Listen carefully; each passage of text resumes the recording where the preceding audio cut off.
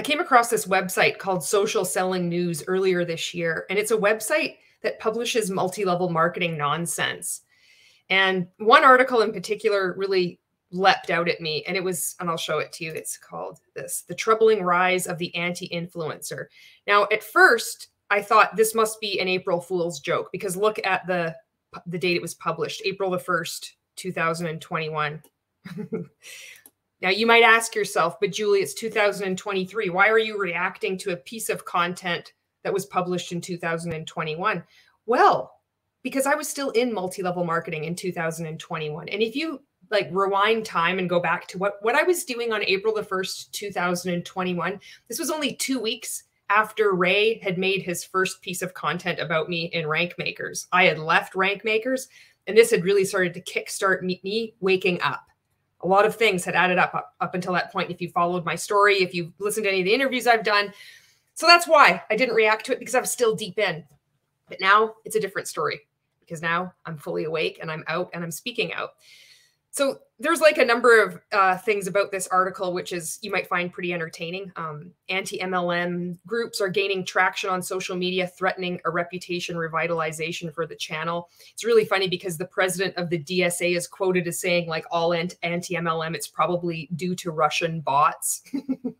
Their heads are so far up their asses, it's hilarious. But there's one paragraph that really leapt out at me, and it pissed me off, because it shows the unethical behavior of multi-level marketing and any multi-level marketing supporters. And it also shows how MLMs really believe that they can behave however they want to.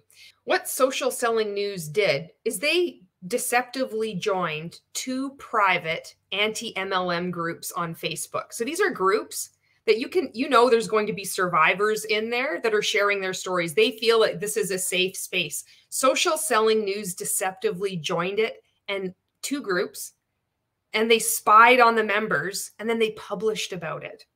You can't make this shit up. Here's the paragraph. Social Selling News conducted an analysis of 2 private Facebook groups with subscriber counts of 2,500 and 9,100 respectively. After joining the anti-MLM groups and observing several weeks of activity, it became clear that you are absolutely disgusting. And for you to have the gall to even publish this just shows how unethical you are. Can you imagine even doing this? This is just wild. But this is multi-level marketing. We shouldn't be surprised by anything that goes on here. After joining the anti-MLM groups and observing several weeks of activity, it became clear that these communities are fiercely moderated. No shit, Sherlock. Way to go, Captain Obvious. No way. Would that be like cult survivors fiercely moderating cult apologists? Could it be anything like that? Just curious. It's like they're so surprised at this, right? Any positive reference of direct selling companies or their products, because there are no such thing as direct selling companies when you're referring to multi-level marketing. Direct selling is not an interchangeable term with multi-level marketing, and you know that. This is just rehashing common sense things, but this is what Social Selling News is about. Even within the greater context of a complaint about that company is purged. Again, no shit, Sherlock. The audacity for Social Selling News to infiltrate 2 private anti-MLM Facebook groups to spy on its members. And it looks like, I wonder if they tried to make some posts themselves and saw the reception of this, that these things are purged and it's fiercely moderated. That's what good groups do, by the way. Facebook groups, they have people know what the boundaries are in the group. And clearly you don't respect boundaries. But again, this is multi-level marketing. So this is more about what they wrote on their page here. The most consistent aspect of these Facebook groups is the demographic of the members. Over 95% of the posts within each of the 2 observed group. I love that they had a typo there. They just, and I hope that there's a your, like they're missing an apostrophe, but they did forget an S with groups. Were made by women. The great majority of them appeared to be from Generation Z. Like, this is the thing with commercial cults. They always get shit wrong, and it's so cringe. So it's like, nobody says Generation Z, it's Gen Z.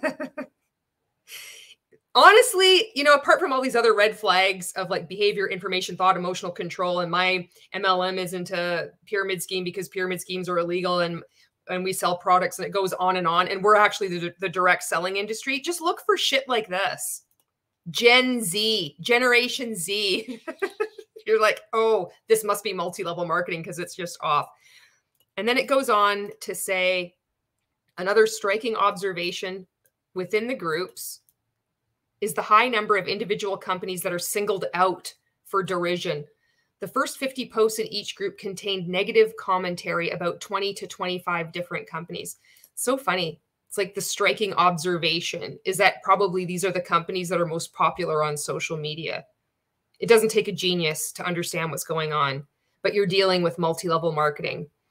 So what I decided to do, since I came across this article, and then somebody had tipped me off that Social Selling News is going to host a webinar, and I thought it would only be fair if I, in turn, infiltrated their culty ass Zoom call. So I registered, but I registered with my real name, and I didn't do it deceptively.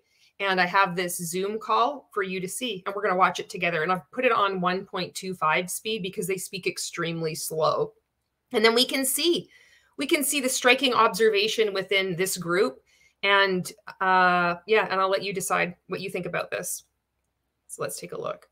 Right. Social Selling Webinar hosted by David Bland, publisher. And fun fact, that is also the publisher of Social Selling News, or this article is. He might not be the publisher of this, but it says this article was written by David Bland.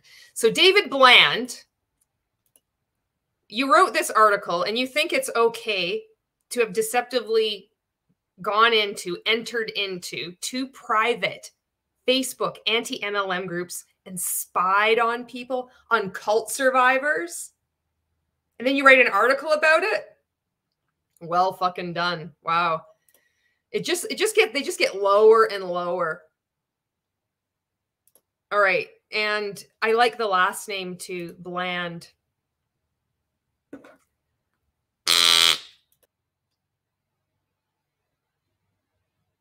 So look at this. There's a lawyer that's actually chiming in here with information. A partner. Isn't this weird? The FTC's recent anti-pyramid case win, what direct sellers should know. So this is this Social Selling News webinar. And what this is about is that Jay Nolan case. So this is where they implemented the two-pronged cost-cut pyramid scheme test, which, if you are unfamiliar with that, is any company is considered a pyramid scheme if participants have to pay money for the right to sell a product and the right to receive rewards unrelated to the sale of the product by recruiting members. That's it. That's every multi-level marketing company. You just like keep it very simple. So they're actually having this whole webinar about this, and they are terrified about what this means moving forward for other multi-level marketing companies. Oh, excuse me, direct selling companies. Thank you for joining us today, and welcome to the Social Selling News webinar. My name is David Bland. I'm the publisher of Social Selling News. Today, we're going to be talking about a recent win for the Federal Trade Commission. I'm also the person that endorses publicly deceptively joining two private Facebook groups and spying on its members and then writing an article about it. Like, there's no other way. If multi-level marketing was such an ethical industry, why would you have to resort to this kind of nonsense? Why wouldn't you just dismiss all criticism? Why would you infiltrate two private Facebook groups? How desperate are you? It just reeks of desperation, but we know the answer. Against a direct seller that was found to have engaged in pyramid scheme activity, as well as other violations of the FTC Act. Furthermore, the commission is trying to leverage this decision in their pending case against Neora. So several interesting things to talk about today. After this discussion, my guests will welcome your questions, so please submit those in the chat section as we go. To discuss the implications of this case, I'm thrilled to be joined today by two experts who are no strangers to matters of compliance, as well as the FTC's ongoing actions against network marketing companies. First, I'd like to welcome Donnelly McDowell. Great to see you again, Donnelly. Donnelly's a partner. I wonder if he's a friend of the channel, a lawyer. consulting with direct selling? Here in the Washington, D.C. All I'm saying is that it's just, you can do whatever you want with your life, but at the end of the day, you're going to have to look at yourself in the mirror and go to bed. The office of Kelly Dry and Warren, LLP. Donnelly's practice focuses on all aspects of advertising and consumer protection law.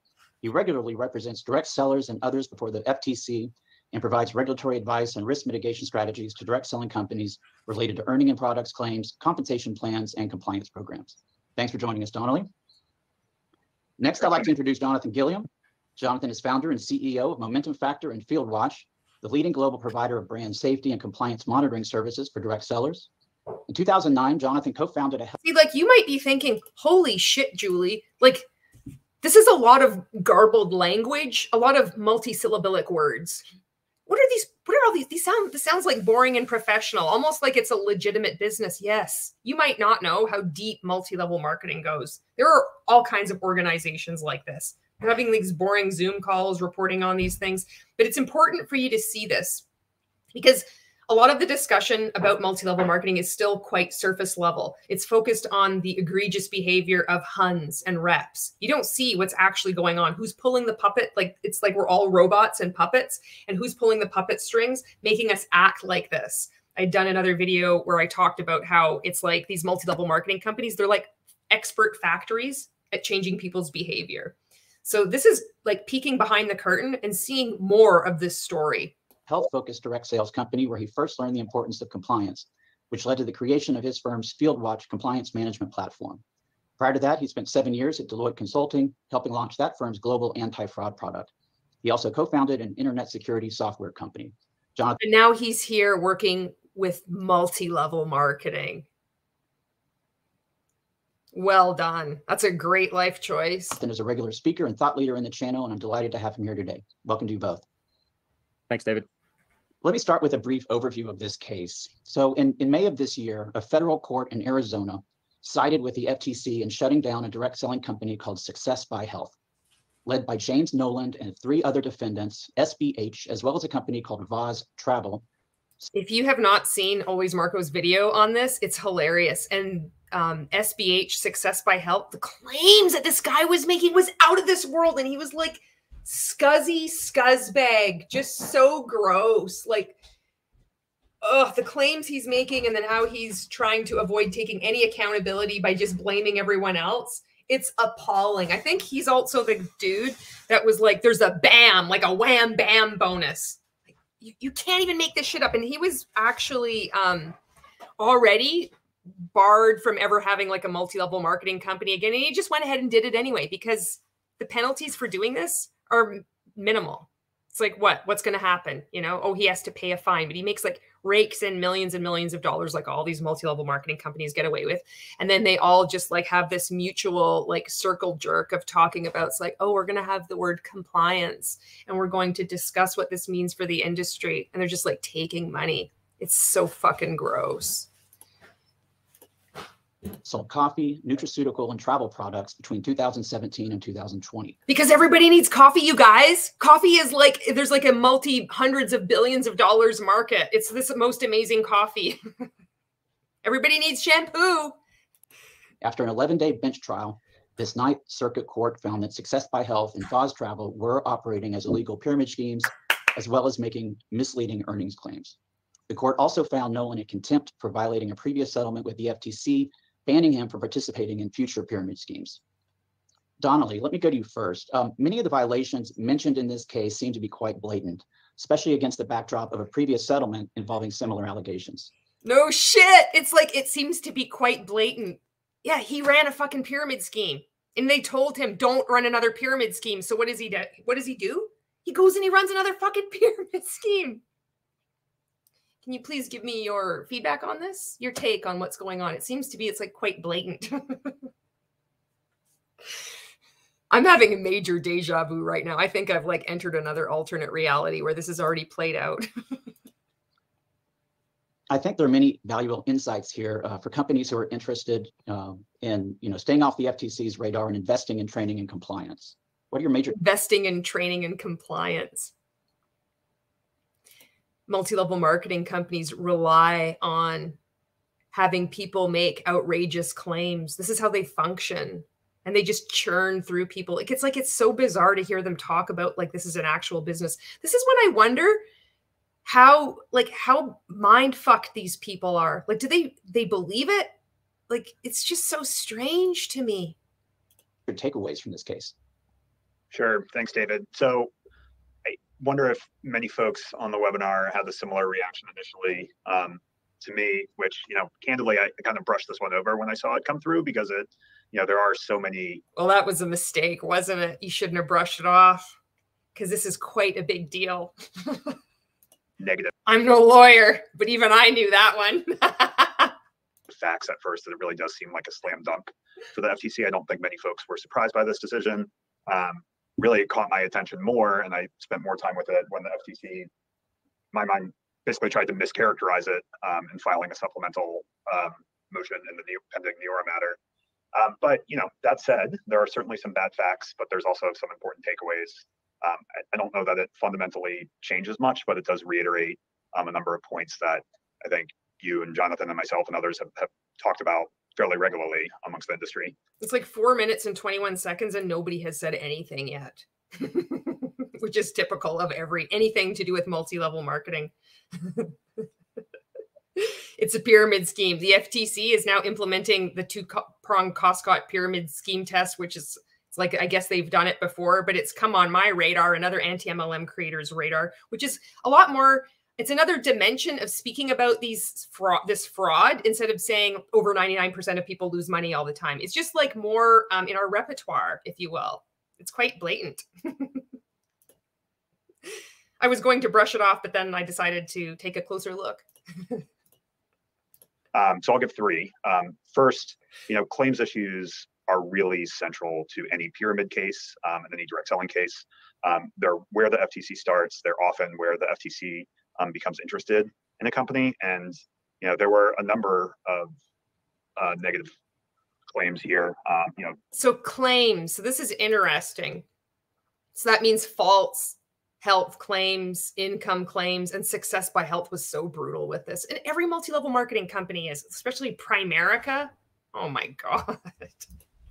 The low-hanging fruit of yachts and cars and piles of cash, exotic vacations, things that really should never be made. Things that are in every multi-level marketing company, because this is how they rely on recruiting people, is through deception. And this is just what happens. And it's happened ever since Amway, and it continues to happen. Things that should never happen, things that always have happened and continue to happen. I corrected that for you. And then there were a lot of claims emphasizing aggressive recruitment and inventory loading. Shocking. Aggressive recruitment and inventory loading. Again, every multi-level marketing company. Excuse me, every pyramid scheme / commercial cult. Others get out of your job in 6 months and attain financial freedom in 18 months. I know Jonathan's going to talk more about claims issues, but I think my first takeaway is, really we should be starting with claims. It's often what piques a regulator's interest, whether it's the FTC or a state AG. So really important to pay attention there. Second point, I think, and this shouldn't be news, but I do think it's an important emphasis that the FTC really expects some mechanism for retail sales validation. And if you don't have it, you can't make this shit up. The FTC really does expect for you to have retail sales, and nobody tracks it. We really have to start there, you guys.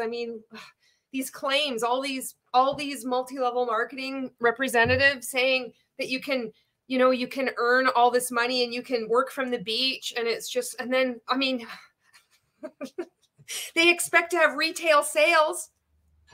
How many companies have I emailed and asked, how do you track your retail sales? What are the percentage of your sales outside of any distributors purchasing them? Or are they just characterized as retail sales if your distributors within the pyramid purchase them? Guess how many have told me what their retail sales are? 0. It's because there are no retail sales. They don't exist. Direct method of retail sales validation. You really need to have policies and procedures in place. There's a few, but it's absolutely inconsequential, because most people sign up for the discount because they're already purchasing the products that they know, love, and trust. It only makes sense to me to sign up for a bigger discount. And then if I want, I could earn some extra money on the side. If not, no big deal. For preventing inventory loading, basically establishing that there's genuine demand and consumption for the product. It's already been established that there is no genuine demand for the product, which can be shown easily with every multi-level marketing company ever, starting with Amway. Isn't this wild? I wonder if they paid this guy to come talk. He's like, this is an easy $1,000 for me.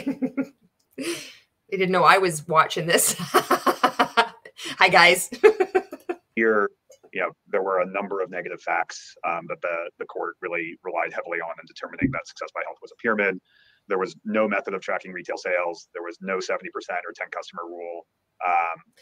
What he's so there's no method of tracking retail sales. No multi-level marketing company does this anyway. There's no 70% rule or 10 customer rule. This isn't actually like legislated, that there's like in the book of like law where you like all multi-level marketing companies, they open up this book and it's like, oh, you must have 70%.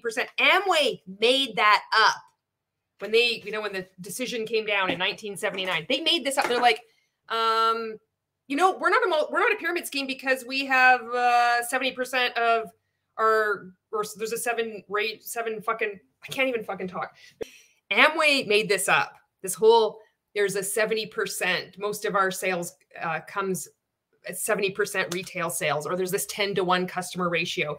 It's made up. And there's been countless people that have been in Amway and every other multi-level marketing that have opened up fake accounts that are told just to lie, outright lie. This is the only way multi-level marketing works. And this isn't this law of like, if you are, have this 70% rule or 10-to-1 customer ratio, whatever, that means you're not a pyramid scheme. Amway made that up. One multi-level marketing company made that up. And they cite this as if it's like the fucking Declaration of Independence or something. It's just wild. And you had a series of statements by the court really honing in on that. They credited Dr. Bosley's expert, who's the longstanding expert of the FTC. They're also using Nero litigation. Dr. Bosley's very smart. As proving that, but really they didn't. Success by Health and Nolan didn't do much to disprove it, right? So it wasn't a particularly disputed fact. And then the last and related point I'll make as far as takeaways is just the dangers of claims and comp plans that are really centered on recruitment. So thinking through. You can't make this shit up. It's all about recruitment. The dangers of claims and compensation plans centered on recruitment. Like, this is every multi-level marketing company. You can pick your pay with Bravenly Global. They just hold up the compensation plan. They just hold it up. It's like, you just pick your pay. You get to decide what you're going to do. Just pick your pay. Everybody here is winning. My team was losing at this other company. So we decided to move en masse from Plexus to Bravenly and every other multi-level marketing company. This is just so bizarre to me. Through how you're characterizing claims, both claims made in the field and claims the company itself made, were really recruitment centered. And one example of that the court talked about at length was what the company called 4 steps to success. And kind of each of those steps underscored a red flag of longstanding FTC direct selling precedent. So the first one was getting started, and there the company encouraged really significant upfront business packs that cost up to $2,000. So heavy upfront fees, always something. Not every multi-level marketing company has this, but a lot do. Mon8 has an overachiever product pack. Something that the FTC looks at, particularly if they're not refundable. Auto shipments was the second part of the 4 steps to success. Use, sample, and sell was the company's policy. So auto ship is always, everyone uses auto ship, including Amazon and non-direct sellers. It is. No, they don't. Not everyone uses auto ship. I purchase from Amazon and I don't ever use auto ship because that's tainted from being in multi-level marketing. So it's not just so easily just dismiss everybody. Multi-level marketing is known for auto ship. And even people that are in multi-level marketing, myself, when I was in, myself included, I was skeeved out by it. I thought it was so disgusting, and I couldn't stand it. And that's one of the things that starts waking people up, is because it's It's also deceptive. It's like you have to keep making these purchases every month. And how, in order to just be considered active. So if you do have a customer or you have a downline and you want to be paid on their commissions, you have to be considered active. And one of the ways that you can be considered active is just to like purchase the products that you already know, like and trust.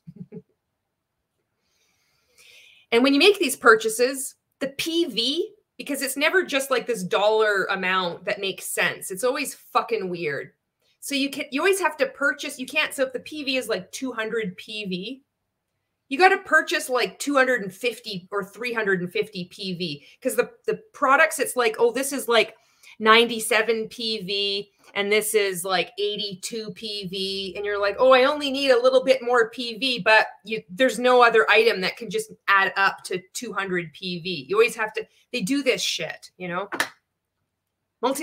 Auto ship is in every multi-level marketing company. They call it different names. They'll say flex ship with Monate. They'll say it doesn't need to exist. You can just keep deferring it. You can just set it up so you can get the discount and then you don't ever have to use it, but it still exists. Same way as recruiting is in every multi-level marketing company. Same way as pay to play, endless chain, recruiting mandate, and extreme money transfer from the bottom to the top exists in every multi-level marketing company and is not ubiquitous in every other selling model. It's not in Amazon. It's not in the store. It's not in an actual direct selling business. This is only in multi-level marketing. Excuse me, pyramid scheme selling, pyramid scheme fraud.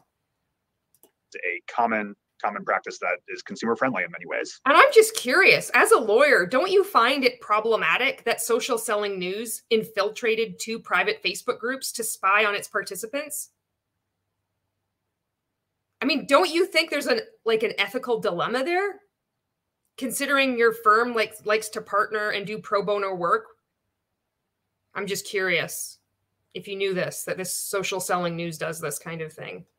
So it's not to say that auto ship is certainly not per se illegal, but it's just that you need to watch how you're doing it and watch what percentage of sales constitute or comprise auto ship. And then the third and the fourth are related, and they're the company's third and fourth steps were building a team and then training and duplicating, including through what the company branded as the power of 10 bonus. So doing everything 10 times. So each of those, I think, really underscores red flags that we've seen in a number of precedents over time related to pyramid cases. Absolutely. It really was a top-down violation, it seems, not just what the field was saying, but material that the company was putting out in black and white, which was certainly blood in the water for the FTC. Jonathan, let me ask you, this court determined that despite the defendant's use of disclaimers, the net impression was that affiliates could reasonably expect to earn enormous payouts. What is your advice to direct sellers when— This is important because multi-level marketing, which is what they're calling direct sellers, but they're not direct sellers, they're multi-level marketing. They can get away with like dancing around with what they've said. Faced with training and educating their sales force about this subjective concept of net impression that the net impression. So it's like the language that they're using that they've used for so long and they have gotten away with it. They can no longer just say, well, we didn't actually say that. It's the net impression. You give the impression that you're going to get time, money, freedom, financial freedom. Oh, no, you can't get away with that anymore. But every multi-level marketing company does this too. And passive residual income. Regulators are using to evaluate their recruitment methods.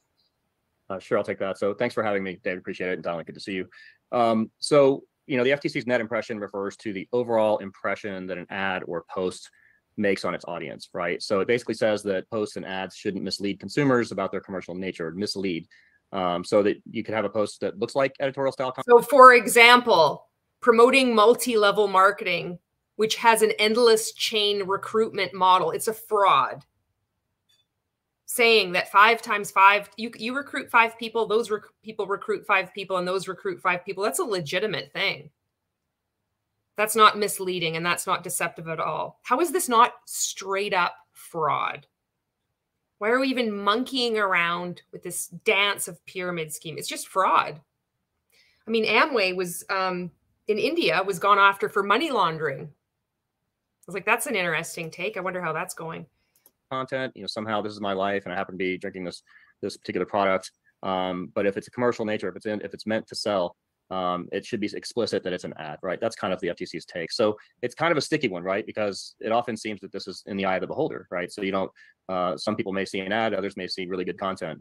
So it's one of those things, but the FTC has been clear that companies shouldn't mislead consumers with disguised ad content, right? So you should be able to look at a post and know its intent, even though you just don't know, right? It's almost a feeling of almost like if you say, I was sexually abused, or I tried to like unalive myself. And fortunately, thank goodness I came across this company's shampoo because it also introduced me to a community of like-minded people. Would that classify as an ad? I'm just curious. Is that going to be misleading people deceptively? Maybe deceiving them, using emotional manipulation to get to recruit them? I mean, most people are going to look at this and be like, is this an ad or is this not an ad? Let's get really into the meat and potatoes of what's going on here instead of this dance. whether it's meant to be a sales piece or not. If it's intended to sell, it should be explicitly stated as such. Gotcha. Well, let's drill down a little bit more on that topic of disclaimers. What are some common mistakes you see with disclaimers, and are there any product types where companies need to be particularly careful with these notices? Yeah, so disclaimers are really important, especially for like weight loss products or vacations or car bonus incentives. Almost all of these posts require at least a disclaimer, such as like before and after pics in the case of weight loss, right? So companies need to. Like, who does this? Anybody has ever done a disclaimer, really? I know in Mon8, they like would put out at the end, it's like, make sure you put this disclaimer. And some of us would have like an asterisk with like, oh, this just, nobody does this. And multi-level marketing companies know this. They rely on the people in the pyramid, not in the corporate structure itself, but the people like the number one top hun or hun bro, and then everybody in their downline to do this kind of behavior. Whereas the company is kind of separate and will be like, well, we never said that. That's not on our website. But meanwhile, they say this at convention, these different conventions. They'll say it in these upline trainings at these leadership retreats. And then they can just deny that that ever happened or they ever said it. This happens across every company. To know how to use them properly and when the post needs to be just completely updated or removed instead.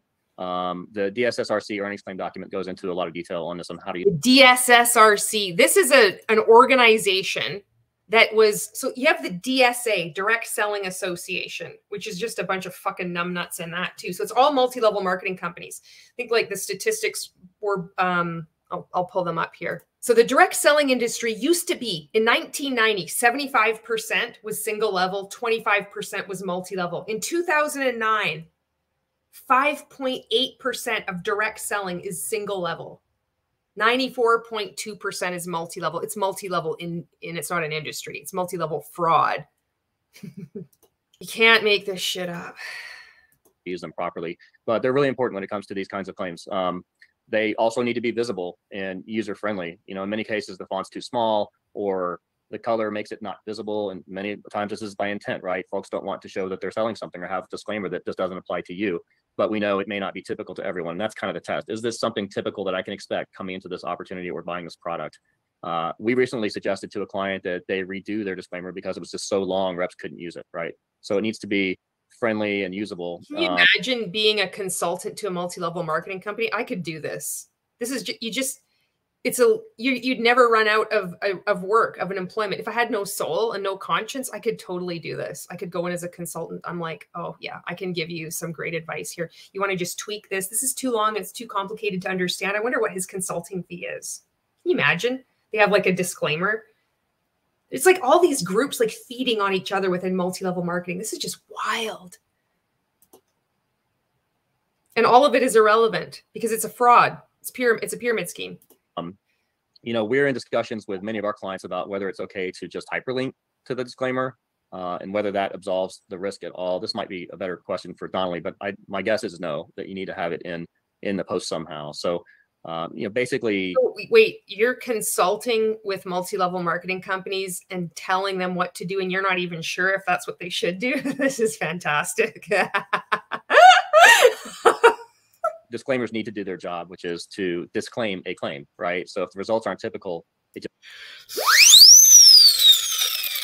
just needs to be stated that way. Right. I mean, we've got so many considerations, not just content. We've got font, we've got sizing, we've got hyperlinks, visibility. I mean, what's the bottom line here, do you think, if you had to sum it up? The bottom line, I think, well, let's just talk about net impressions. The bottom line is companies like really need to ensure that that impression that's left by their social posts and ads is clear and transparent and doesn't blur the lines between advertising and editorial content. Monitoring for phrases and keywords from distributors and education on the concept of net impressions is really important. It's kind of an obtuse concept for a lot of people, but I think there are some easy ways to teach it. Like, look, if you're meaning to sell the thing, it should have a disclaimer on it. So I think that's the message to the field if you're trying to promote. Or it goes against having curiosity posts. We're not supposed to mention the name of your company. Because what are they going to do then? They're going to do their own independent research. People are going to buy it off Amazon or eBay. Or Facebook Marketplace, which people shouldn't be selling on that either. That's going against terms and conditions and policies and procedures. So they're just, everybody's supposed to, is this what's supposed to happen? Is this your like expert opinion? This is how multi-level marketing is supposed to run to make it ethical? We really behave in an ethical way. We're going to have this like Zoom call where we're talking about ethics. And oh, by the way, did you know we like deceptively joined 2 private Facebook groups and we spied on people in there and then we published it in this article. We're like super ethical. What's the bottom line here, you guys? Promote your product or opportunity. You know, it doesn't really matter how you do it. If it's an ad, according to the FTC or EU regulators, at least, then it needs to be disclaimed. All right. Donald, anything you want to add to that? I mean, when you're advising companies, there are certain things that have to be in the disclaimers, but like Jonathan mentioned, if they get too long, it's self-defeating. How do you walk that line? Sure. So a couple. You don't do it. That's what. Nobody does it anyway. Points to underscore. I totally agree with what Jonathan said. I think, first of all, just nomenclature wise, I think some people say disclaimer and some people say disclosure.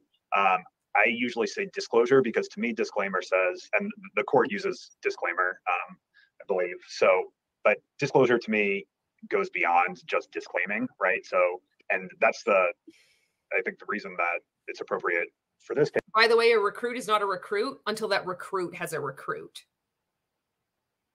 Case is, it really was a disclaimer, right? It was, hey, we're showing you these jets, but it's not guaranteed. So don't think that these aggressive income claims are in any way guaranteeing what you're going to achieve.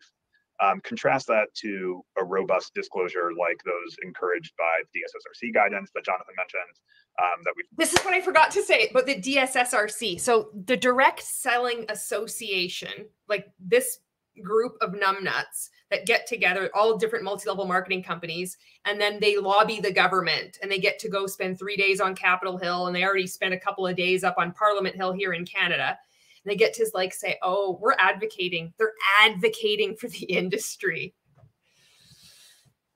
So the DSA does not regulate its members. They say, oh, because we're this amazing organization, we have this high ethics with integrity. And we because members pay dues and they probably have some bullshit like online quiz that they take and they're like, I'm a member of the DSA. And meanwhile, Tina.org has, I forget how many things that they've filed, finding like all these companies that are in the DSA have, all these representatives have like made so many of these wild claims and the companies do fuck all. And the DSA does fuck all. So what does the DSA do? They make up another little organization group thing called the DSSRC. And this is supposed to self-regulate the self-regulating organization. You cannot make this shit up. The DSA is supposed to self-regulate MLM, and then they made this other little weird thing, and it also does fuck all. We talked about in DSA certification program that you can get a certificate. It's the equivalent of getting Monate's PhD. It means nothing.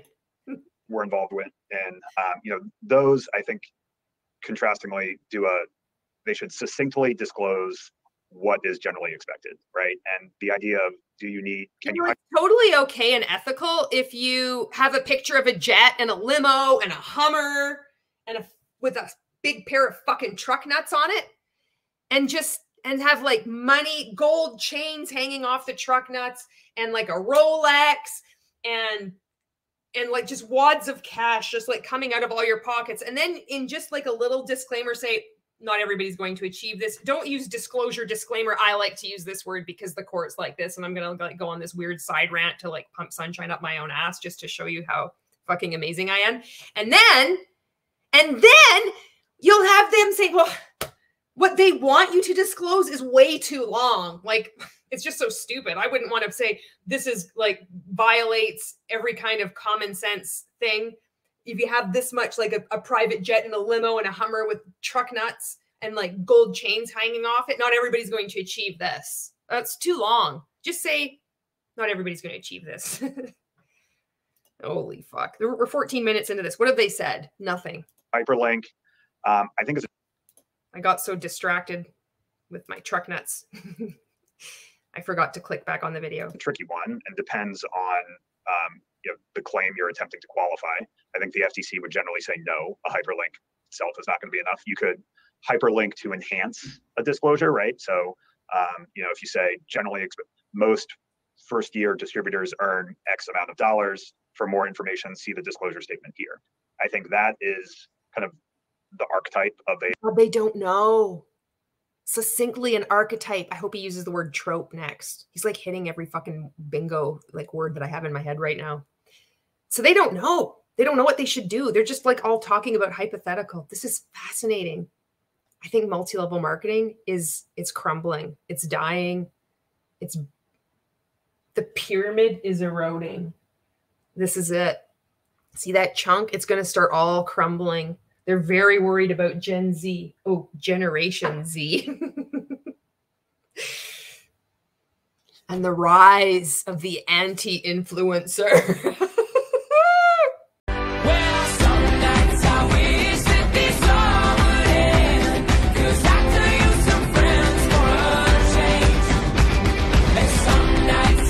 A good disclosure, right? And that it discloses what is generally expected and it refers the consumer to more information, to a place where they can attain more information.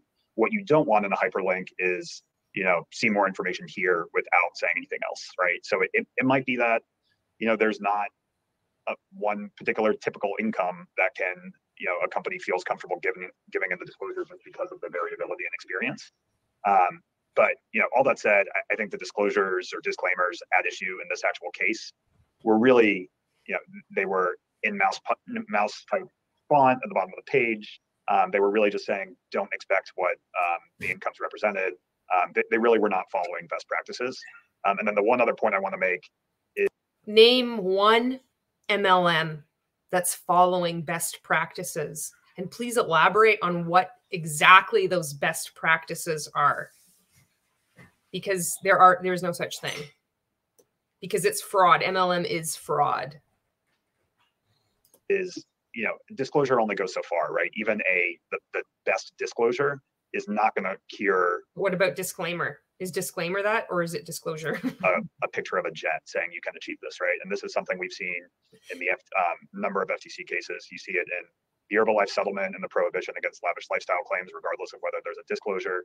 Jets, mansions, yachts, those are the types of things that no matter if you attempt to qualify them, they're going to be seen as misleading. Absolutely. Donnelly, one question I have for you. The FTC sought over $1 million from these defendants for violations of the merchandise rule, also the cooling off rule, were specifically brought up and discussed in this trial. Do you want to give us a brief explanation of those rules and why direct sellers need to be aware of them? Sure. So at a high level, the merchandise rule has been around for a long time. It came out in 1975. It requires sellers. Initially, it was called the telephone rule because it was when everyone was ordering things. Telephone merchandise rule, or the mail order rule, I should say, and then it became the telephone rule, and then became the merchandise rule when it rolled in internet. But it requires sellers to have a reasonable basis for the stated time frame for delivery, and if they don't state anything, then it's assumed to be within 30 days of the promised time frame. The issue here was the company was selling products that didn't even exist, so not great. And what about selling an opportunity that doesn't even exist? Would that qualify as what you're describing? Huh. And quite an achievement. What's that, Jonathan? Quite an achievement, though. Yeah, so it doesn't exist. Right. So you should have a reasonable basis for the shipment times, and the product should certainly. So fucking weird. It's like I think multi-level marketing. It's going to cannibalize itself. All the companies can't stand each other, but then also people move from one company to another. they'll get like a new CEO or president will move from one company to another. Like Stuart McMillan went from Arbonne to Mon8 and then got booted out of Mon8. And I'm sure there's other ones. And then you'll have like uplines, people at the top of the pyramid get bridge contracts to another pyramid scheme, and then they go there. But then there's also like people that are waking up and speaking out, and then some multi-level marketing companies are threatening them with lawsuits, or they're threatening them, or they are just suing them too. They're suing distributors for leaving their multi-level marketing company and taking their downline, which has happened since the beginning, because that's how Amway started. DeVos and Van Andel was in Nutrilite for 10 years, and then they took 5,000 of their downline and started Amway. This shit is not new. It happens over and over again, but they have all these weird laws. So then you have like this discussion going on. They're not even in, none of these people I don't even think are even in multi-level marketing. They're just like profiting off it too. It's this whole other side. It's a side hustle. It's another income stream. Can't even believe this stuff exists. Only exist at the time that you're selling it. And then, so that was a mechanism that the FTC sought to get money, right? Because in the post-AMG landscape, it's harder to get money. Although here, as you mentioned, David, there was a contempt proceeding or a previous order that allowed the FTC to pursue money through contempt, which is ultimately how it got money. But then real quick, just the cooling off rule, since you also mentioned that. The cooling off rule is sometimes called the door-to-door sales rule too, because it basically applies. Because that was what actual direct selling was, which no longer exists. Applies to sales not made at the seller's primary place of business. But it's not just the home. You know, it could be a temporary location. It could be a hotel. It could be a convention center. But it only applies to sales over $130 at temporary locations, or sales over $25 at your house. But here, the startup packages were such that they were big enough that the FTC could kind of bootstrap in the cooling off rule as an additional allegation. So that's exactly what they did. You know, they did it, I think, in part because they weren't sure how the court would rule in the contempt proceeding on money. They ended up winning on the contempt proceeding for violations of the previous order, and that's how they got money. And the court said that. If you understand a fucking thing he said, I don't think he's even answered the question. The FTC failed to reasonably approximate the damages associated with the violations of either of the merchandise rule or the cooling off rule. You know, ultimately, it didn't really. What is the cooling off rule? You haven't explained it yet. You're just fucking going on. Matter because they were getting all the money they were asking for through the other allegation. Absolutely. Yeah.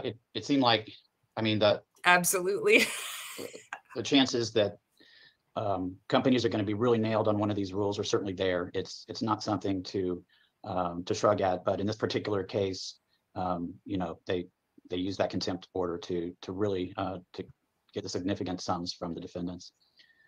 Jonathan, your company is on the front lines of brand safety. What were your takeaways from this decision from a compliance perspective?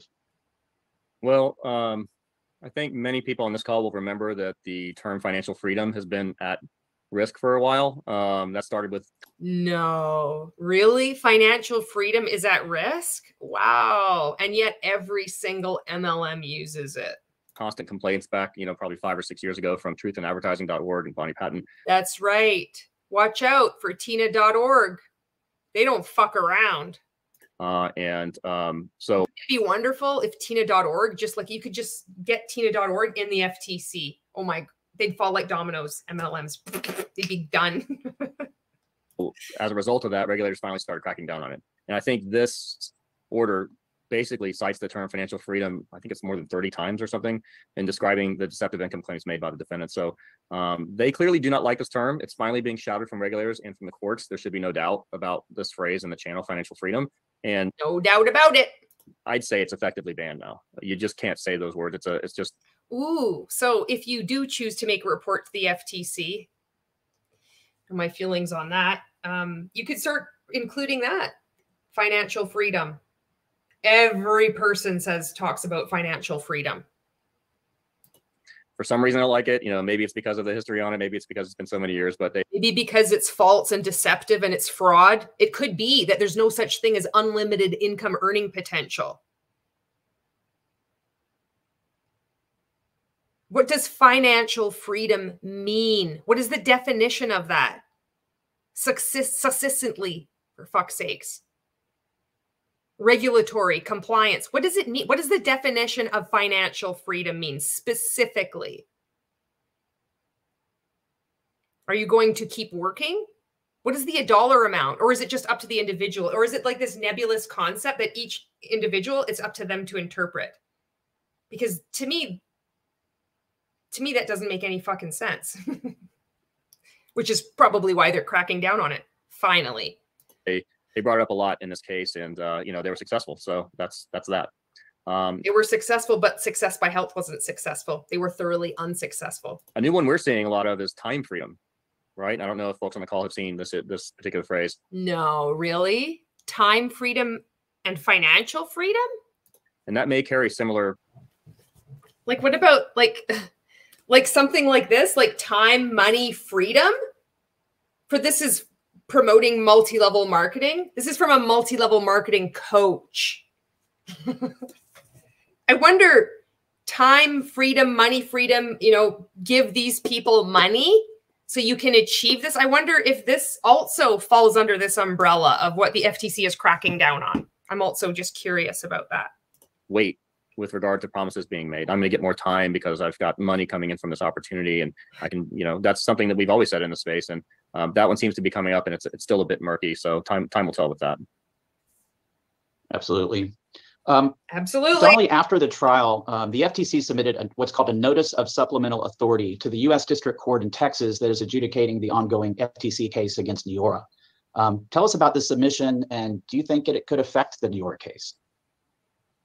Sure. So I think the submission. Oh my God, he's going to talk in fucking circles. What do you think he's going to say? What do you think the short answer is going to say? It's going to be like, it could go either way, but he's going to fucking go in this whole circuitous thing. Guaranteed. You know, as I said in the intro, is what initially made me go back and read this case, because I was like, wait, what? How is the FTC characterizing it? Or reread the case, I should say. So they made 4 points, and then we'll touch on Neora's response also. But they said, first of all, it's that they're going to go after Neora because it's also a fucking pyramid scheme. And they're like, oh, here's the 2-pronged Costco pyramid scheme test. And then they outlined an additional 6 things within that. SBH didn't, Success by Health didn't say that they didn't fight for the first one where it's like participants have to pay for the right to sell a product. They just like focused on the second part of that 2-pronged Costco pyramid scheme test, which is participants pay for the right to receive rewards unrelated to the sale of the products, which is the recruitment of other participants into the program.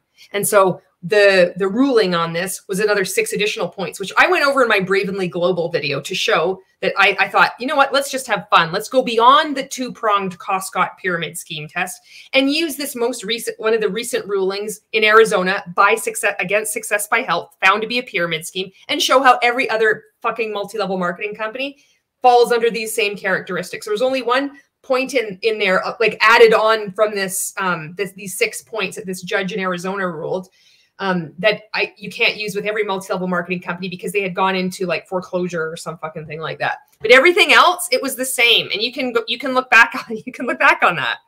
Every multi-level marketing company. So Neora is shitting its pants because the FTC is like, all right, we got a ruling, Neora, you're the same thing. So it was adjudicated, and then the highly specific Western economic diversification of the rational large intestine is equally proportional to that of the velocity of the small intestine, according to that of the pancreas. There's the disclosure, then there's the disclaimer, and then there's the disclaimer, and then there's the disclosure.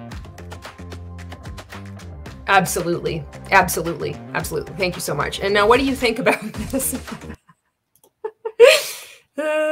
Fuck. It supports the credibility of the witnesses that they're using in that case. So they're using 2 of the same witnesses, Dr. Bosley, who they've used for years, and Elizabeth Ann Miles. You know, obviously very different cases. Dr. Bosley has spoken at the Anti-Mlm conference. It's called MLM conference. It's just so fucking weird, like to the name, but it's that Consumer Protection Challenge or whatever, and that's up on You can watch those videos on their site. Also, Success by Health didn't have their own experts. They didn't really attempt to refute many of the positions taken by Dr. Bosley and Ms. Miles. Because you can't refute Dr. Bosley because she will kick your ass. So it's like she's up there with like Robert Fitzpatrick. So when I mentioned about this MLM conference, it's about a lot of like researchers and academics and journalists and people come together each year, and they just are talking about multi-level marketing and how it's a pyramid scheme and a commercial cult. They've had Stephen Hassan on there, and just showing how they infiltrate every aspect of our lives, which we all know that, but it gets really disturbing when you look at this on a global level. How they've got links with the UN, like it's fucked up. And then like what they're doing, like with different court cases, and then they have the FTC is there as well, and you have lawyers, and you have all this discussion going on. And I really hope that it ends up, you know, creating change, shutting this shit show down. But you know, who knows? Some days I'm optimistic. A lot of times I'm optimistic because I see that most people are really good. You know, so many of us that get sucked into these pyramid schemes, it's like the vast majority, we really believe we're a part of something amazing and we want to help people. And then you have the people that know exactly what's going on, and they're at the top, or they start these multi-level marketing companies. Not everybody that is at the top or near the top, no, they're not awake. They're not knowingly doing this. Some are. But the majority of people, they don't know, we're brainwashed. And so I think I've been recently thinking like, this is because most people, they are good people. It's like a lot of these, but there's some people that are just, they know what they're doing. They're really hurting people. And then sometimes I'm just so fucking mad. I'm like, this is all bullshit. It's going to go on. As soon as this goes, there's going to be a vacuum, and then something's going to rush in to fill the void, and people don't want to admit that these are cults, and they don't want to. So I have this, but I'm still new at speaking out. I'm only, you know, I was only out December 2021. When this article was published, it was April 1st, 2021. This Zoom call happened July 2023, though. Nonetheless, you know, the FTC basically said, well, this court found them credible, so they're credible. I think the more interesting substantive point that they attempted to leverage is this, you know, I think most people familiar with the New York case will know that the FTC is really trying to push the envelope as far as what they characterize the standard, you know, the longstanding Coscott standard for what constitutes a pyramid. It's so easy. Any company is a pyramid scheme if it fits these two requirements. The first one is each participant has to pay for the right to sell a product. And then the second stipulation is that each participant pays for the right to receive rewards unrelated to the sale of the products, which is about the recruitment of other people into the program. Every MLM does this. And this whole sham of taking companies to court and having to go through this whole process of proving it. You can just look at any multi-level marketing company. Just take a cursory look at every website. All of them are doing this. It's fraud. And, you know, they characterize the Success by Health Nolan case in this supplemental motion as supporting the fact that the pyramid, you know, can be found where participants can only succeed based on recruitment. That's not phrasing used in the decision. So I think that characterization is, you know, odd and certainly a stretch from my perspective. And then they noted a number of the things that we started out the webinar by talking about, right? So the alleged disconnect between payments and retail sales, emphasis on recruitment over retail sales, push for, you know, starter packs, the people buying products at the end of the month. The push for recruitment over retail sales, that's because retail sales don't exist. They're minuscule that happen. Most of the sales are happening with distributors. Every MLM, again. So, you know, some things that are not particularly revolutionary and highly fact specific, but they pointed to them as allegedly supporting their position in that case. And then the one other thing I think is particularly interesting. So this idea of, they said the Success by Health case also goes against Neora's position that primarily based on retail sales versus recruitment has longstanding been the standard, and, you know, versus the standard that they're espousing in the Neora case. And, you know, while I think they reference primarily once in the decision, the Success by Health case, they use very similar language, right? They use largely based on. You understand that you're fucking with people's lives. I wonder what would happen if any of these people, like their loved one joined an MLM and then they ended up going bankrupt and they sold your house and your possessions and they started lying to you and then your relationship like imploded because of it. I wonder what fucking tune you'd be singing then, you know? That's what I'm curious about. On product sales. Notice they're not in any kind of MLM company. Maybe that would be what it would take to wake some people up. Versus recruitment. So query whether it actually really matters. And then they also just touched on the proper test for misleading claims, as Jonathan was talking about, and the means and instrumentality standard, but they don't say much substantively there. And then I started to get into Neora's response, but I think, you know, they basically said, look, these are highly fact-specific cases. They pointed out the multitude of differences. Success by Health, I think most notably, really had no mechanism of tracking. Who do you think? Who have you understood so far, me or him?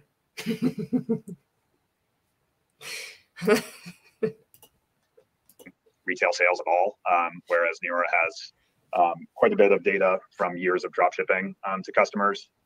So I think, you know, you really have the FTC here trying to make an apples to oranges comparison and saying, oh, well, that's the problem. That's the exact problem. Yeah. Success by Health is just a bad MLM. It's like an apple one. Neora is an orange one. That's just really what it is.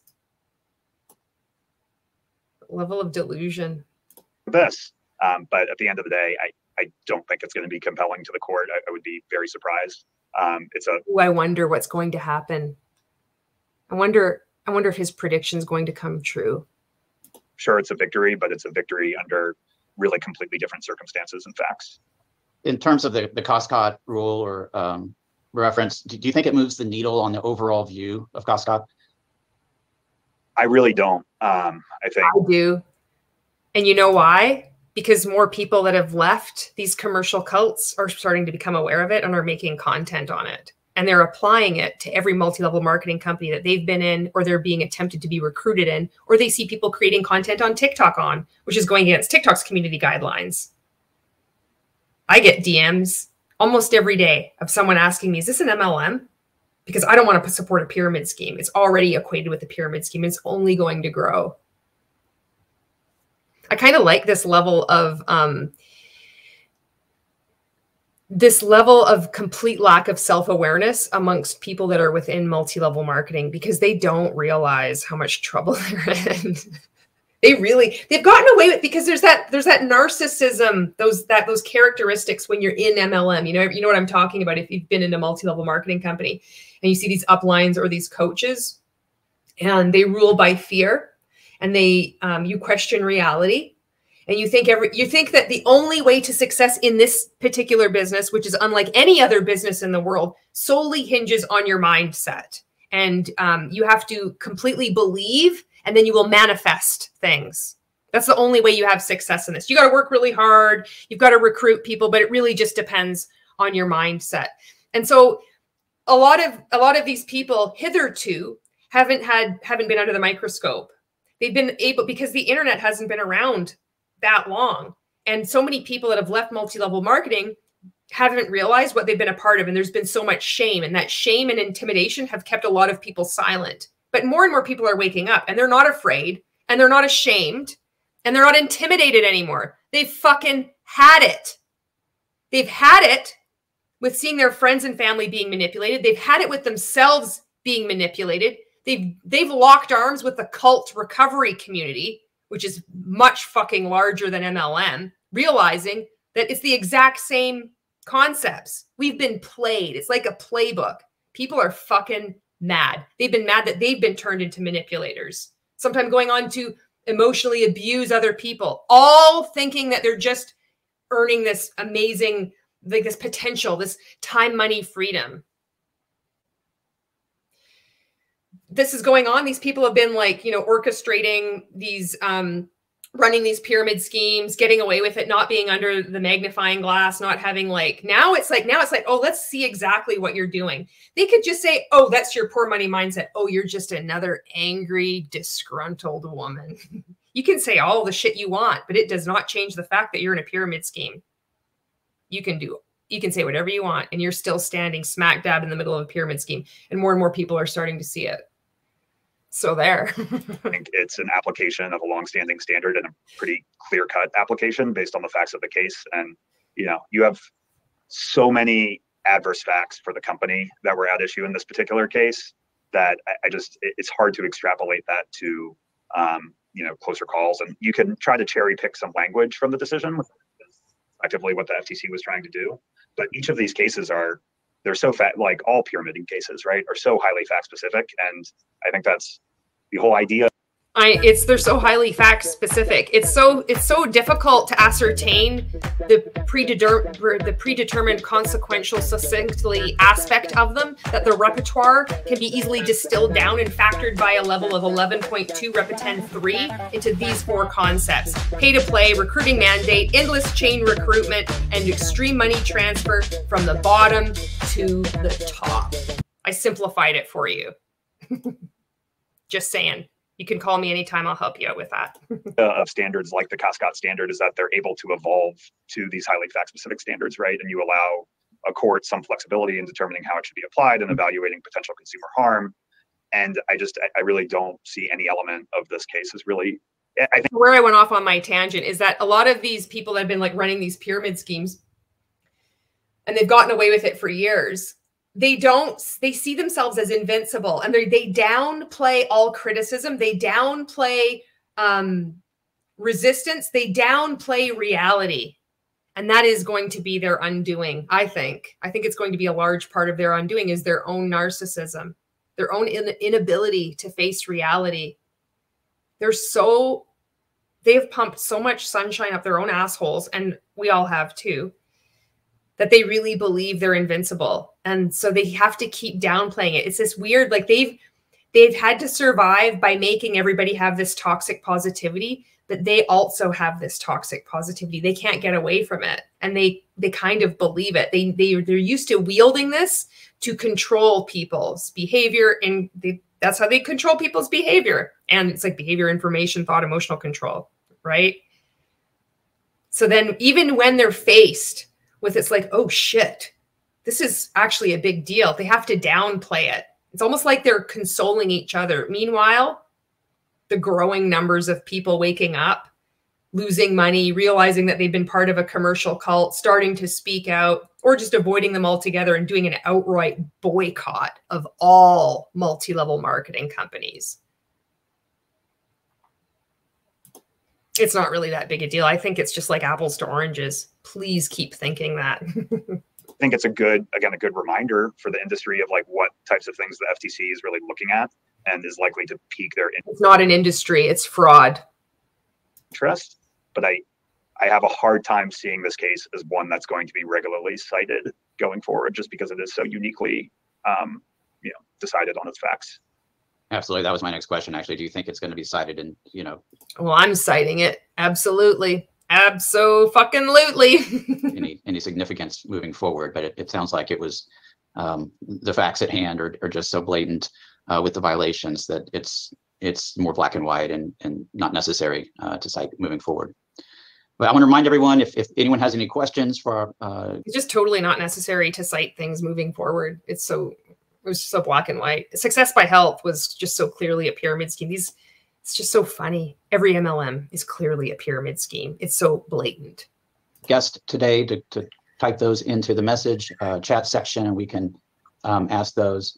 In the meantime, Jonathan, anything you want to follow up on regarding the kind of the overall actions of these defendants, where again it was kind of top down, not only.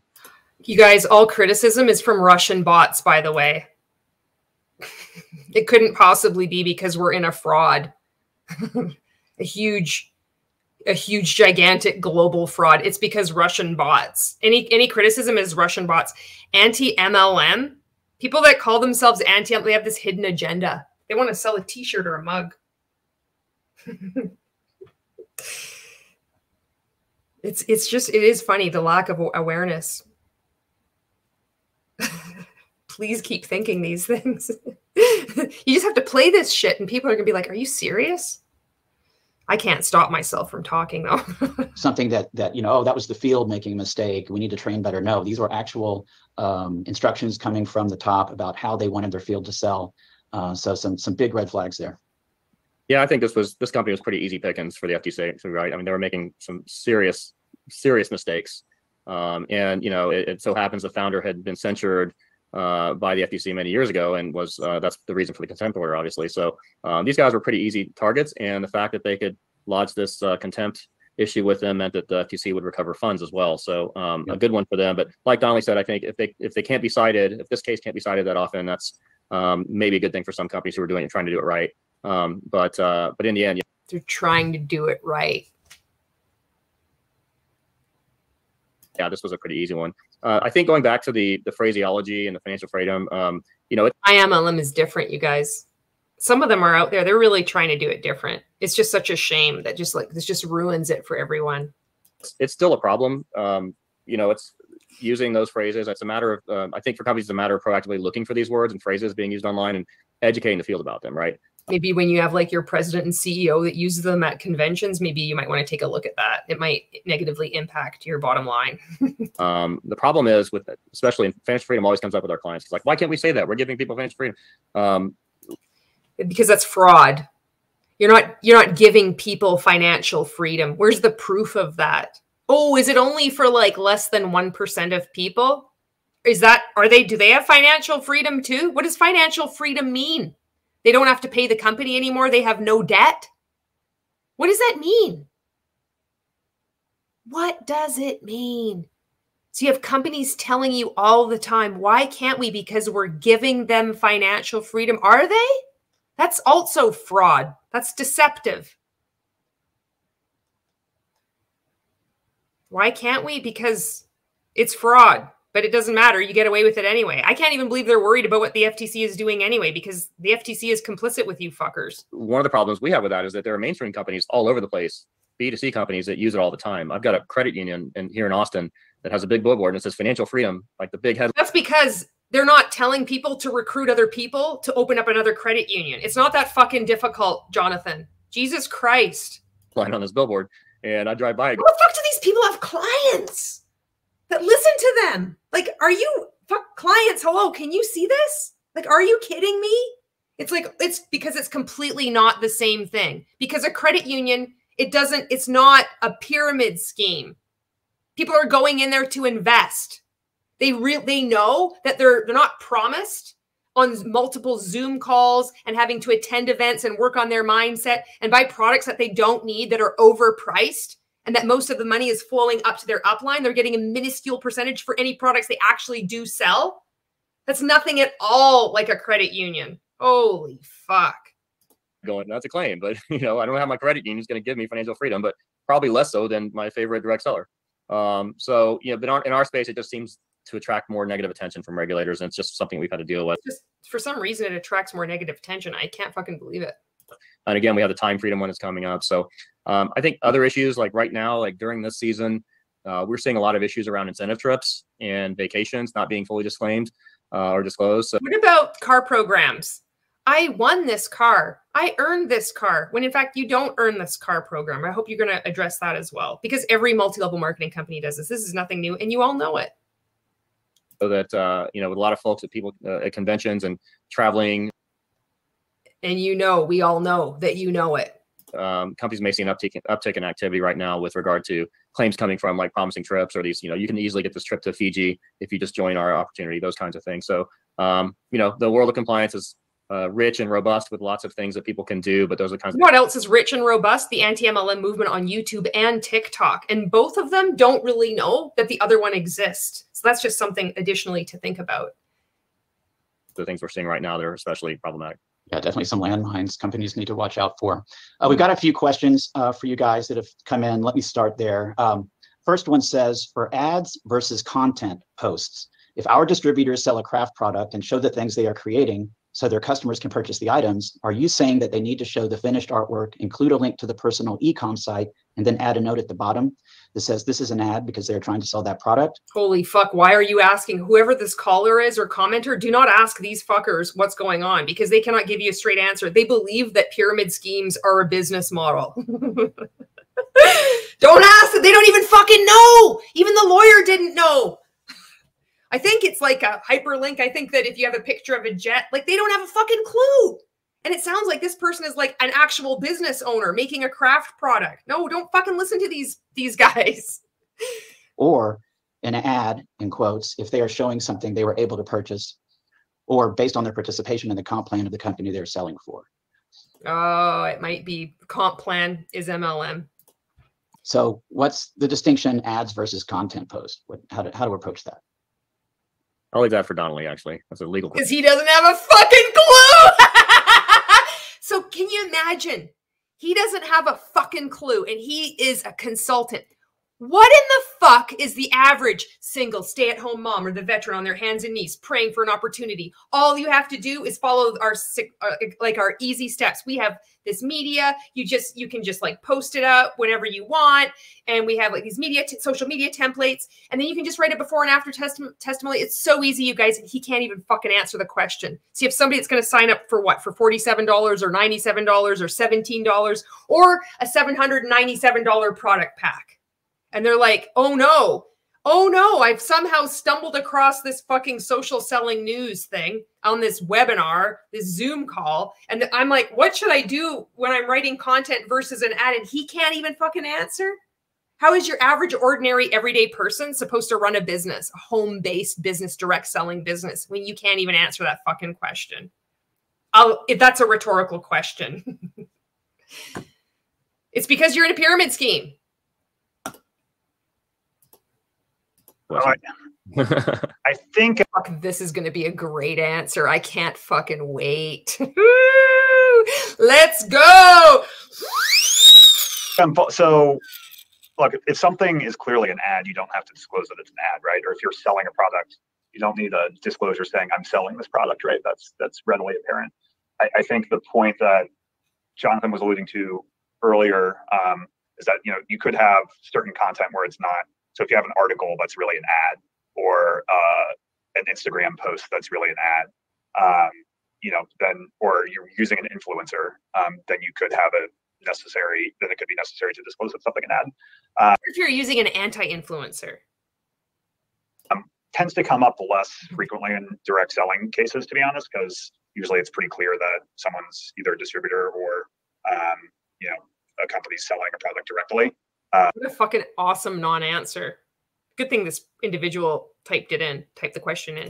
But there's been a fair amount of enforcement around influencers, or, you have testimonials where it's not clear that it's an incentivized testimonial. But you certainly don't need to add the disclosure on a page selling a product where it's clear. And you mentioned hyperlinks. Another question came in about the use of QR codes that link to the full disclosures in cases of limited space. I assume same concept, same rules apply when you're linking in any way to a larger, more thorough disclosure. Is that correct? Yeah, I would group that. I mean, they're really very analogous, and we've seen this come up in other areas too. There was a rule on disclosing bioengineered food ingredients and the capacity to use QR codes there. I think the short answer is, for something like an earnings disclosure. People's brains are so fucked when they're in multi-level marketing that because they believe that it's an actual business. So can you imagine? You just watch something like this. Oh my God. Oh man.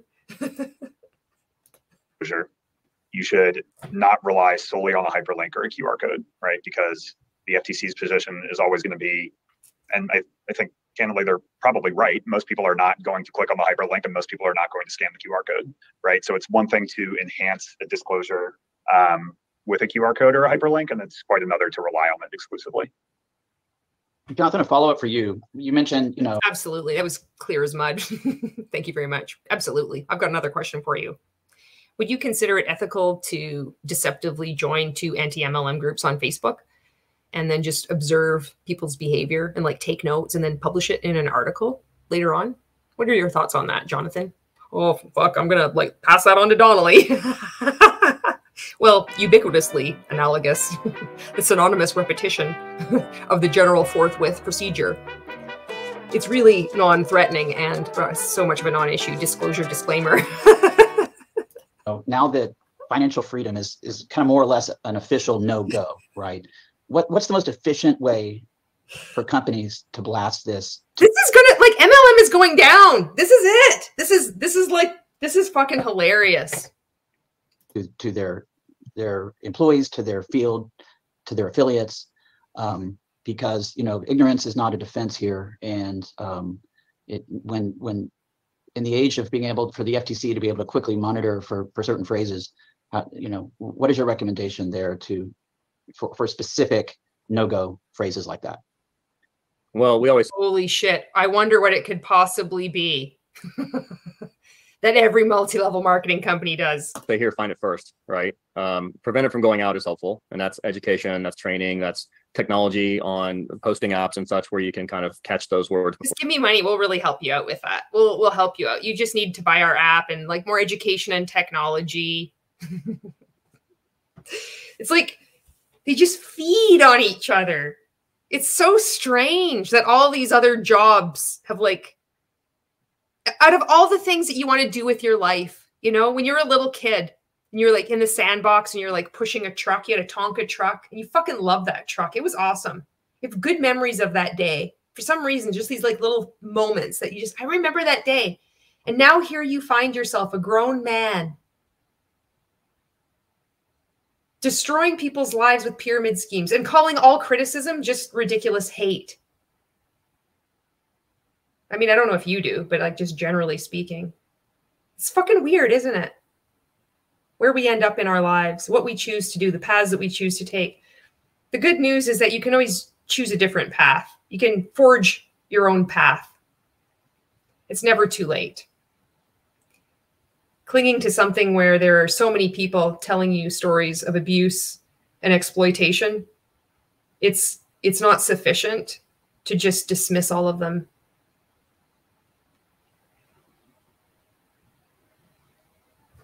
It's not good business practices. Before they go out.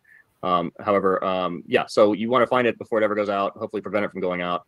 But if it goes out, monitor for it and collect it. I'm not sure I answered the whole question there, but the idea that you can just kind of let it happen and kind of wait around and hope someone tattletales on someone else and you find a violation, especially the ones that are really kind of hot buttons for the FTC. Like, you guys, you don't even need to worry about it. The FTC is doing fuck all anyway. All of this is moot. Like, you're actually right about this in some regards. Do you know how many people like in Anti-Mlm are filing FTC reports all the time?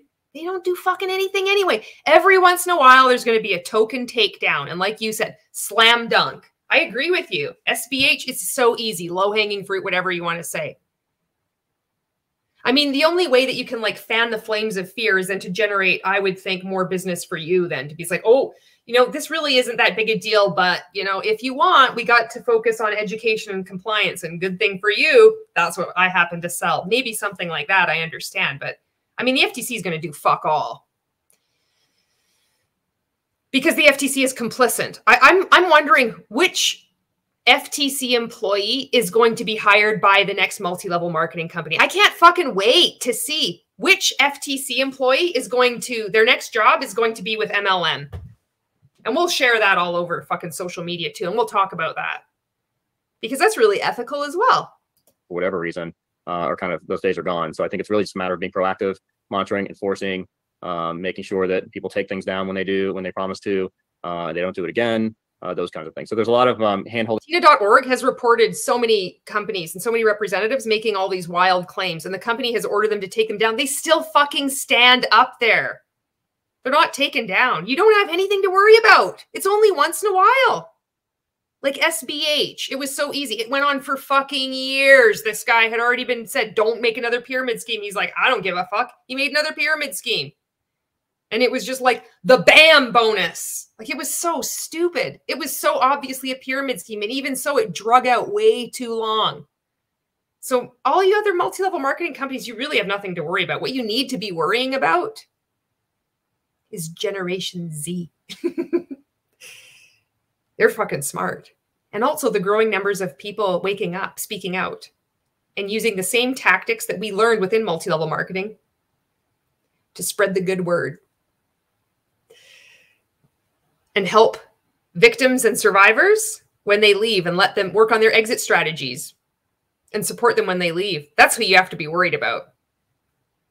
With the field to ensure that they really kind of follow the rules. That applies to any and all. Actually, I take that back. Just put all your focus and attention on what the FTC is doing. Don't look at all about this bizarre behavior on YouTube and that ticky-talky thing. I mean, what are people doing on there? They're just dancing. It's so stupid. Completely ignore anything that's going on YouTube. It's just a bunch of disgruntled people. It's really ineffective. People see right through it. Claim words, which are, in the hundreds, of course. Absolutely. Donnelly, here's a good question. How do you handle disclaimers on social media posts? Do they have to be on each post, or is a disclaimer in the bio or landing page sufficient?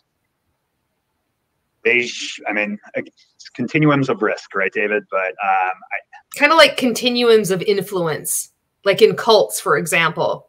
If you go along the influence continuum that Stephen Hassan talks about, you could join, like a cycling group. And if you decide not to show up one day, or you decide not to take, just to take up rowing instead of cycling, you're not going to have people attack you on social media, stalk you, send you horrifying fucking things on social media. You have to block them and delete them.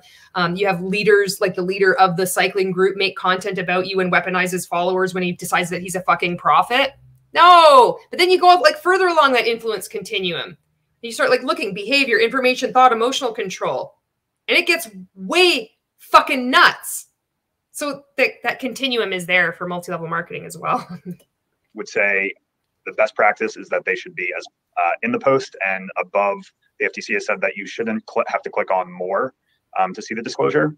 So can you imagine, this would be the best way to identify what a pyramid scheme is if every multi-level marketing rep, when they make any social media post, has to do some kind of disclaimer. Nobody's going to do that because they're going to emulate their upline, and their uplines get away with fucking anything they want. There's a couple ways to do that. You could have it in the image itself. You could have it at the top of the description in a post, so you're not having to click on more. But having it in the bio is generally going to be seen as insufficient, unfortunately. The risk of doing that, using a disclosure just in a bio versus in each post, of course, depends on. This is kind of I think it's kind of heartbreaking too, because to me, it's like somebody that's in multi-level marketing that wants to do it right. And they believe, they don't know yet. And they're like, okay, I'm going to go on this. I'm going to ask this guy, how do I do this right? Should I? And they'll probably do it. There's going to be people like that you do see that they post. This is a disclaimer, blah, blah, blah. And they're going to be thinking that they're doing it effectively, that they're doing it ethically, that they're different. They're going to be the one that shows up differently. And they're in a broken thing. The tire is flat. It can't be inflated. It's ripped to shreds. You're in a fraud. And they'll see all the people around them and their uplines violating every fucking guideline you can imagine, even their company's own policies and procedures, and getting away with it. And they're going to get frustrated and they think, how can they get away with it? But they'll gaslight themselves and they'll think, well, you know what? There's a reason. I can do this differently. I don't care about the money. I care about helping people. On and on it goes. It's so sad. How strong the claims are in the post, right? So if you're, making fairly aggressive income claims in each post, that I think the risk goes up significantly of relying on a disclosure in a bio. Gotcha. Let's do two more and we'll wrap up. Jonathan, quick question. Is the term extra income being red flagged, or is that a compliant a term? We've seen variations of supplemental income, I paid for my daughter's dance classes, those kinds of things. They don't seem to get a lot of attention, at least from our. No, but they get a lot of attention from us anti-MLM folk because we use them ad nauseum. Am I using that fucking word correctly? We know what's up. because these are scripts, even if they could be even lies, and we're told to do this, and we believe that it's the truth, even when the money isn't coming from that, but actually from our jobs or our partners' jobs, our cohabitors' jobs, whatever position somebody is in. They're not flagged yet. Maybe that will be the next thing that's flagged. But again, I don't know what you're worried about, because the FTC is really doing fuck all. So vantage point. Some companies have stronger policies than others on those. Some just don't want you talking about the financial opportunity at all. So it really kind of varies from company to company. I don't know the legalities of exactly what can be said, because the FTC. So then why are you trying to answer the question? Is so unclear about what you can say.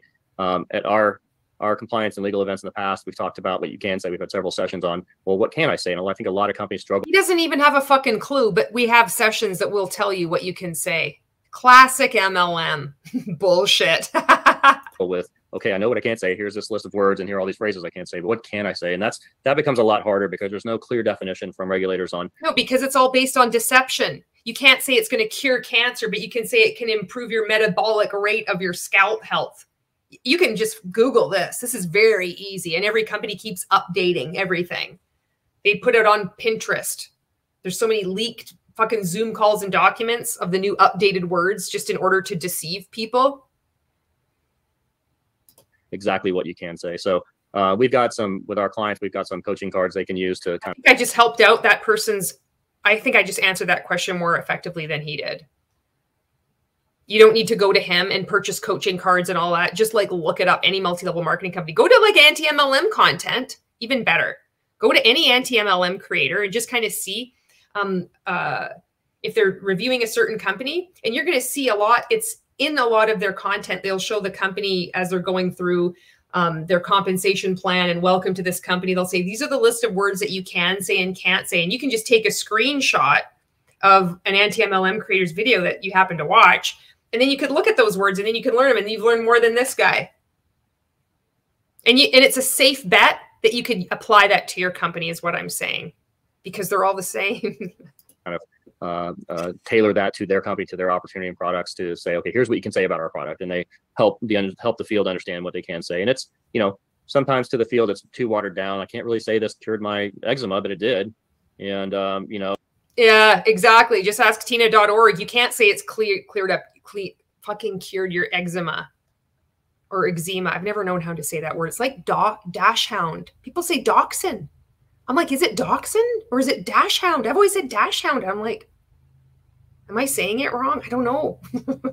Oh, we can say, well, it promotes a healthy skin, tone, whatever the alternative term might be. Yeah, so that totally doesn't sound culty at all. It's like it promotes a healthy, smooth, non-dry, flaky skin tone. It's like, you're in an MLM and you're selling a fucking pyramid scheme product, and you have already been flagged and coached not to use certain words. So it's already sounding creepy as fuck.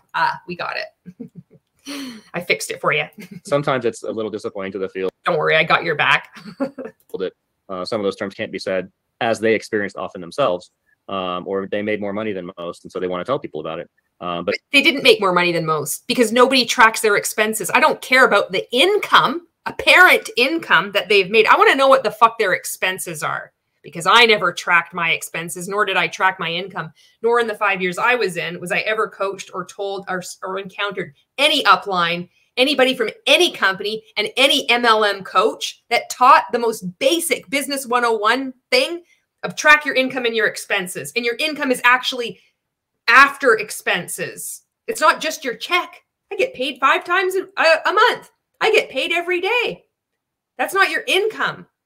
Your income is what's left after you've deducted your expenses, and nobody tracks their expenses because they justify it, just as I did. I'm investing in myself. This isn't an expense. I'm investing in myself. I'm the investment that I can make. I'd be buying these products anyway. This is a hobby. Why would I even track my expense? We will winkle our way and justify and equivocate for not tracking our expenses. So somebody's made more money? No, they haven't made any more money. They can't make more money than more people. Where are they at in the pyramid?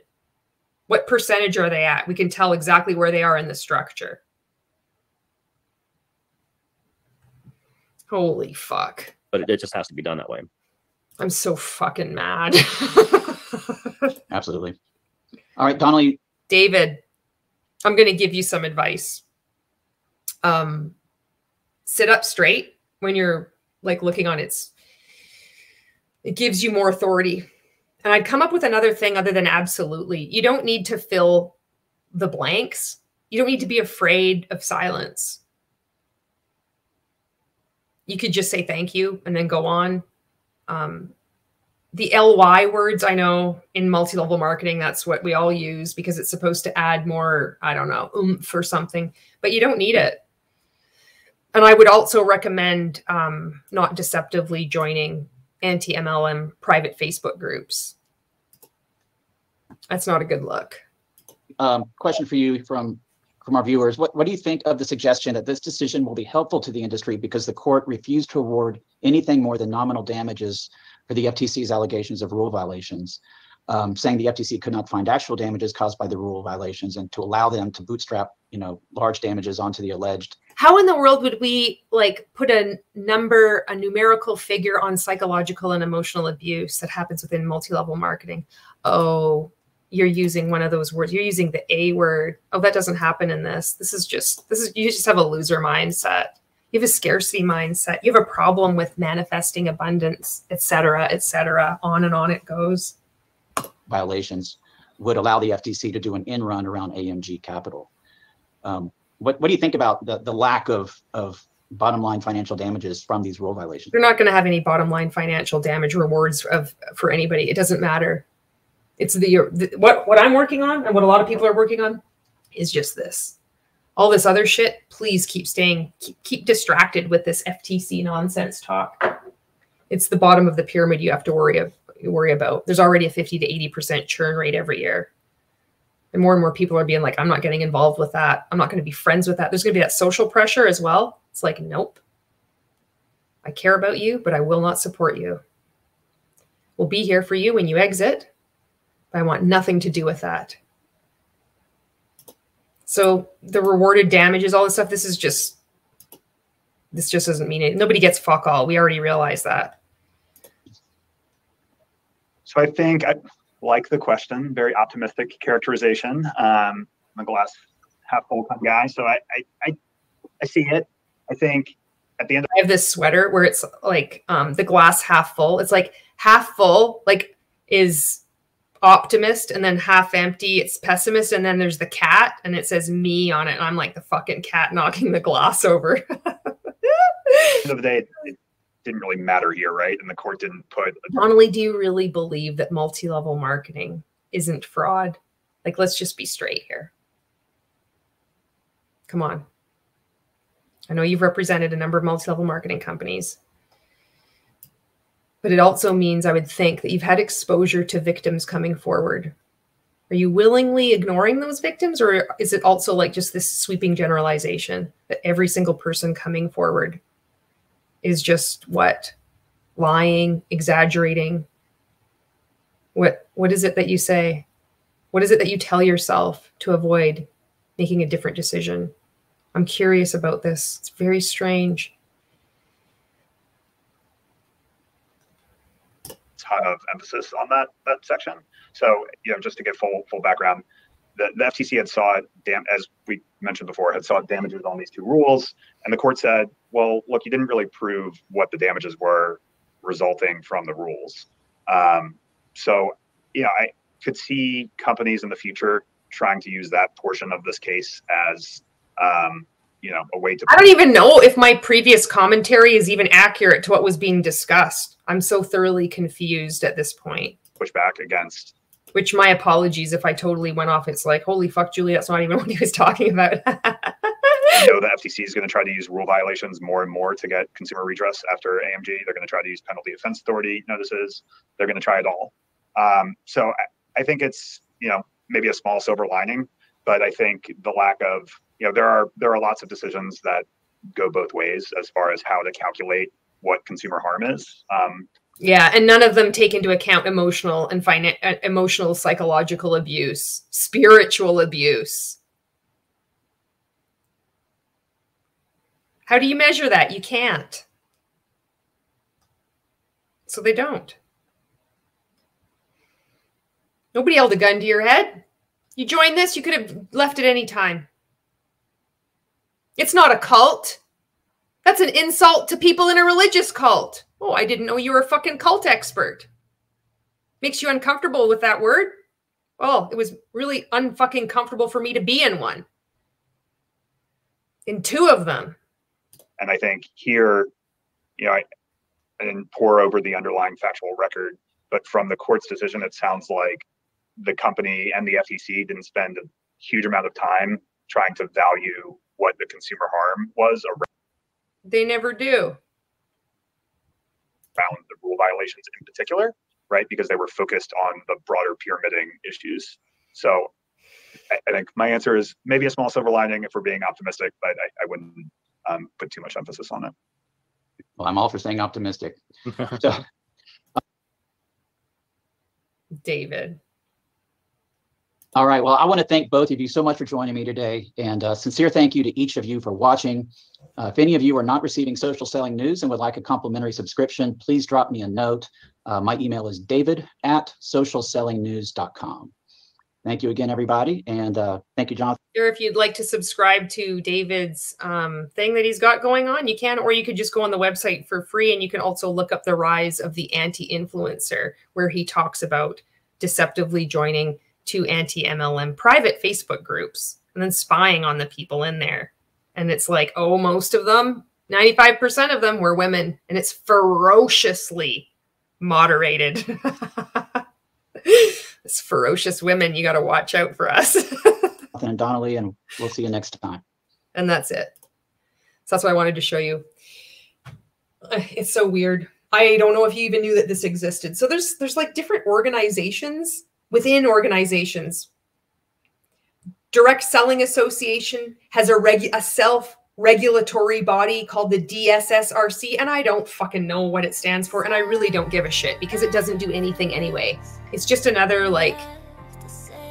group, another thing. It's like they can show, oh, when we go to Capitol Hill, well, we have the DSSRC, and then they're going to talk in circles using all these words that mean nothing. They don't even answer the question. And I'm like sitting here thinking, you don't have to be a fucking lawyer to understand this either. You can just see through the hyperbole and the adjectives and the thesaurus. Thank you for watching. I'll see you in the next video.